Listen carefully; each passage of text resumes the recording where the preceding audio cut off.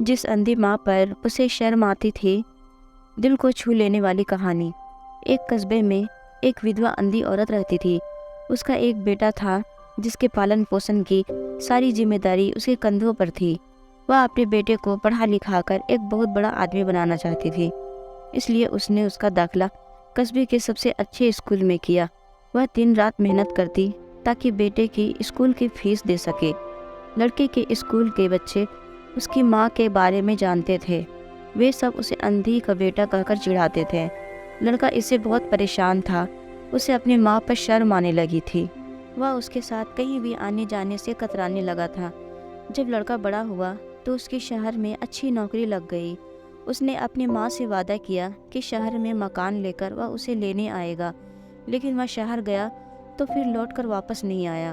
उसकी अंधी माँ उसका इंतज़ार करती रह गई। कई महीने बीत गए, लड़के की कोई खबर नहीं आई। अंधी एक दिन उससे रहा नहीं गया और वह बेटे से मिलने शहर पहुंच गई। पूछते पूछते वह बेटे के ऑफिस पहुंची। वहां सिक्योरिटी गार्ड ने उसे रोक दिया। अंधी औरत ने गार्ड को अपने बेटे का नाम बताया और बोली कि उससे जाकर कह दो कि गांव से कोई मिलने आया है। गार्ड ने जाकर उसके बेटे को बताया। बेटे ने ऑफिस की खिड़की से देखा तो उसे अपनी माँ गेट के बाहर नजर आई। वह ऑफिस में सबके सामने अपनी माँ की वजह से शर्मिंदा नहीं होना चाहता था। उसने कहला दिया कि वह ऑफिस में नहीं है। अंधी औरत वहां से चली गई। शाम को वह लड़का ऑफिस से घर जाने के लिए निकला। रास्ते में एक जगह काफ़ी भीड़ जमा थी।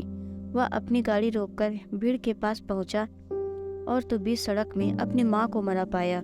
उसके हाथ में एक चिट्ठी थी जिसमें लिखा था, बेटा, बड़ी दिन हो गए थे, तेरी कोई खबर नहीं मिली। चिंता हो रही थी, इसलिए तुझसे मिलने चली आई। तू तो अब बड़ा आदमी बन गया है। तुझसे मिलना अब शायद मुझ गरीब की किस्मत में नहीं, लेकिन मैं बहुत खुश हूँ तेरे लिए। तूने अपना ही नहीं मेरा सपना भी पूरा किया। मलाल है कि तेरी तरक्की देख नहीं सकती। काश बचपन में तेरी आंखों में सरिया ना घुसा होता और मुझे तुम्हें अपनी आंखें ना देनी पड़ी होती, तो तेरी तरक्की अपनी आंखों से देखकर सुकून से मरती।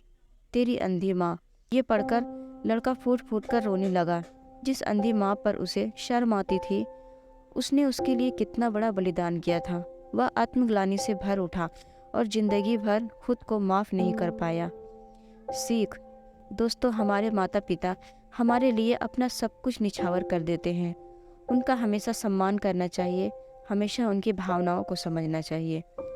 दोस्तों, आशा करती हूँ ये छोटी सी कहानी आपको पसंद आई होगी। अगर कहानी पसंद आई हो तो वीडियो को लाइक, शेयर, कमेंट जरूर करें और हमारे चैनल को सब्सक्राइब करें। कहानी सुनने के लिए आपका बहुत बहुत धन्यवाद।